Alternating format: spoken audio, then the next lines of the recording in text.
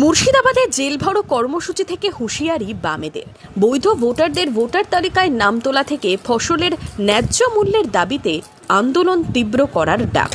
লাল ঝান্ডা সেদিনই শান্ত হবে যেদিন কৃষকের মুখে হাসি ফুটবে, যেদিন দেখবো যে কোনো ক্ষেত মজুর আর কান্না করছে না, যেদিন দেখবো যে কারখানার শ্রমিকরা বুক ফাটা আর্তনাদ করছে না। সোমবার বামেদের জেল ভরো কর্মসূচি ঘিরে কার্যত উত্তেজনা ছড়ায় বহরমপুরে টেক্সটাইল কলেজ মোড়ে পুলিশের সাথে ধস্তাধস্তি বাঁধে বাম নেতা কর্মীদের।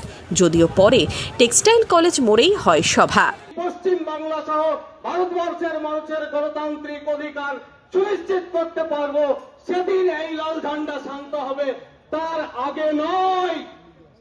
এই বোঝার তৌফিক দান করুন যারা পুলিশ অফিসার আছে তাদেরকে, এটা যেন কবুল করে। এই আবেদনটা তাদের কাছেও জানাচ্ছি, আর যিনি কবুল করার মালিক তাদের কাছেও জানাচ্ছি। সমস্ত বৈধ ভোটারদের নাম ভোটার তালিকায় অন্তর্ভুক্ত করা, শ্রম কোড বাতিল, কৃষক শ্রমিক ক্ষেত মজুর বস্তিবাসী ও হকারদের অধিকার রক্ষার একাধিক দাবিতে সোমবার জেল ভরো কর্মসূচি ছিল বামেদের। এদিন দুপুরে বহরমপুরে জেলা সিপিআইএম অফিস থেকে টেক্সটাইল মোড় পর্যন্ত হয় মিছিল।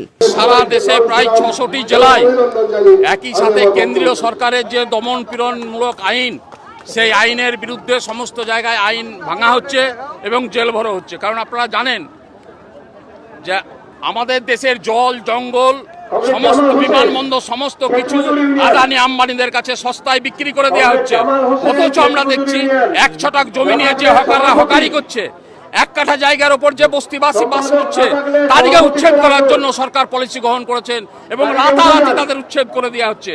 আমরা বলছি অবিলম্বে এই হকার উচ্ছেদ বন্ধ করতে হবে, পুনর্বাসন দেওয়ার পর হকার উচ্ছেদ করতে হবে, অন্যথায় হকার এবং বস্তি উচ্ছেদ আমরা মানব না। এ লড়াই চলবে, আজকে শুধু সূচনা মাত্র, এরপর সারা দেশব্যাপী আমাদের অনির্দিষ্টকালের জন্য ধর্মঘটে যেতে হবে। আমরা চাই এই সরকারের অবিলম্বে পতন, রাজ্য এবং কেন্দ্রীয় সরকারের পতনের অপেক্ষায় আমরা আছি। সেই কারণে সমগ্র মানুষকে নিয়ে আমরা এই লড়াইয়ে নেমেছি। বিধানসভা ভোটের পর বড় বদল ঘটেছে মুর্শিদাবাদ জেলার রাজনীতিতে। এই সময় নিজেদের বিরোধী হিসেবে তুলে ধরতে চাইছে বামেরা। আহ্বান জানানো হচ্ছে লড়াই সংগ্রাম তীব্র করারও।